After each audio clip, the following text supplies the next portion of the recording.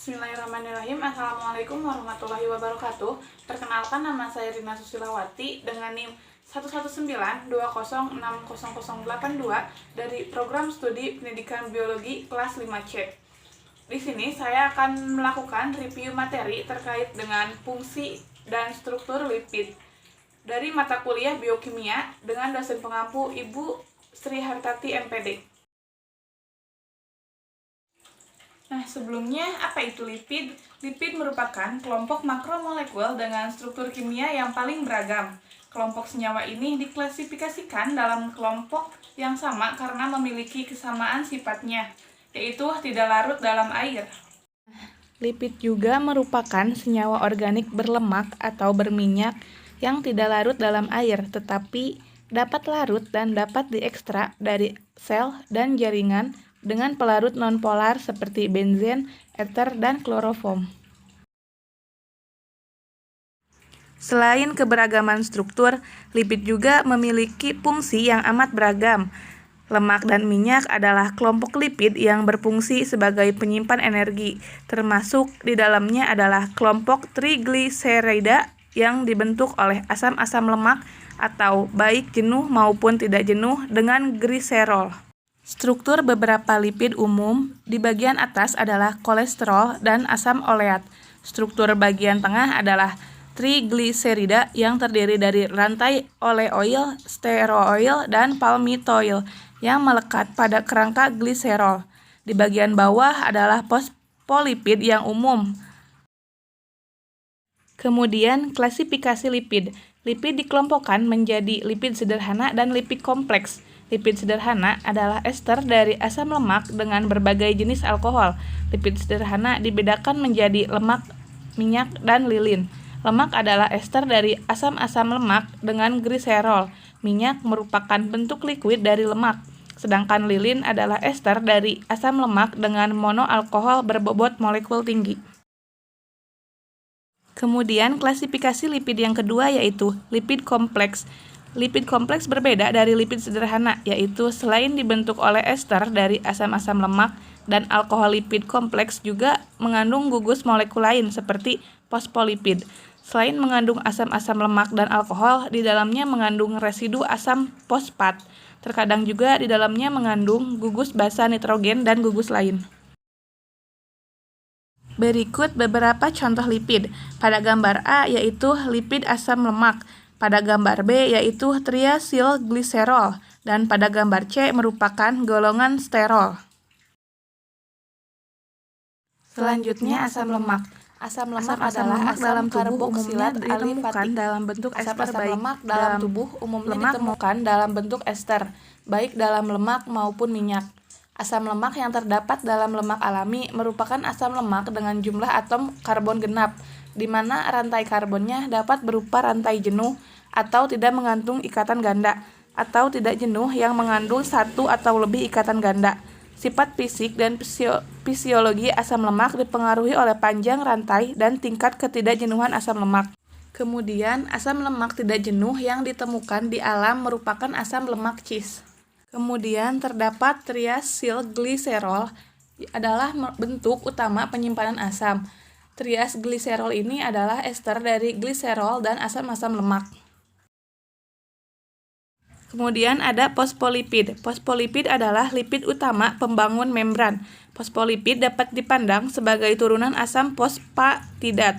Pada fosfolipid, fosfat diesterifikasi oleh gugus negatif OH dari alkohol yang berkesesuaian. Asam fosfatidat adalah intermediate dalam sintesis gliserol dan fosfogliserol, namun tidak menemukan dalam jumlah banyak di jaringan.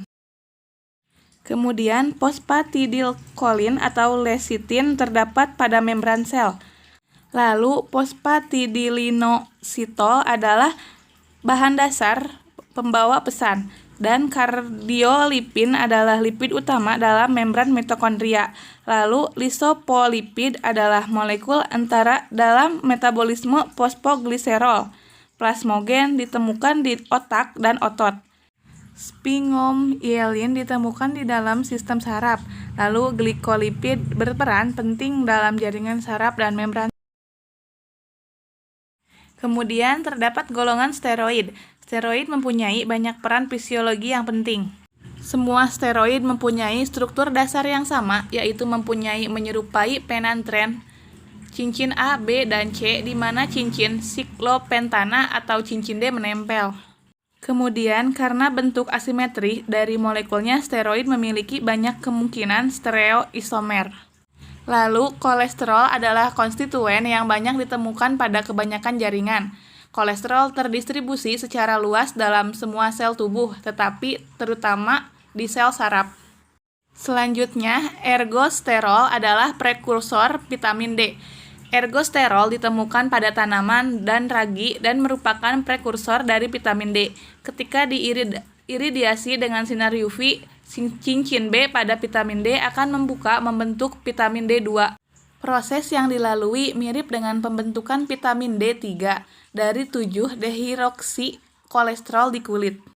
Lalu, poliprenoid mempunyai struktur induk yang sama dengan kolesterol. Walaupun bukan termasuk golongan steroid, poliprenoid mempunyai kemiripan dengan kolesterol. Keduanya sama-sama disintesis dari unit isopren. Termasuk dalam senyawaan poliprenoid adalah ubiquinon yang merupakan molekul yang berpartisipasi dalam respirasi seluler di mitokondria. Glikol adalah alkohol dengan rantai C panjang yang terlibat dalam sintesis glikoprotein, yaitu dalam transfer residu karbohidrat ke residu asparagin pada rantai polipeptida.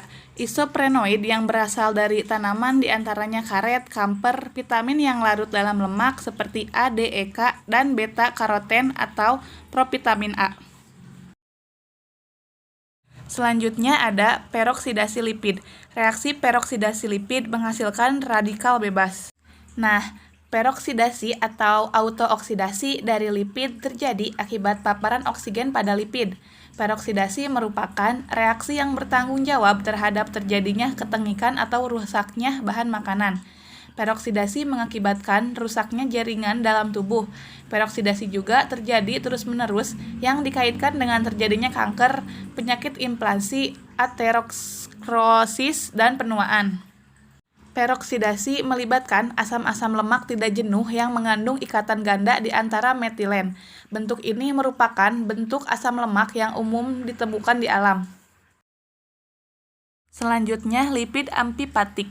Dalam cairan minyak, air, lipid amfipatik membentuk membran, misel, liposom, dan emulsi. Secara umum, lipid tidak larut dalam air karena strukturnya didominasi oleh gugus hidrokarbon yang nonpolar.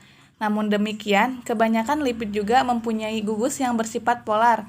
Contohnya gugus fungsi, negatif OH, negatif COOH, negatif PO43, negatif NH2, dan lainnya. Mungkin cukup sekian review materi terkait dengan struktur dan fungsi lipid yang bisa saya sampaikan. Terima kasih atas segala perhatiannya dan mohon maaf bila terdapat tutur kata yang kurang berkenan atau yang kurang tepat. Sekian, wassalamualaikum warahmatullahi wabarakatuh.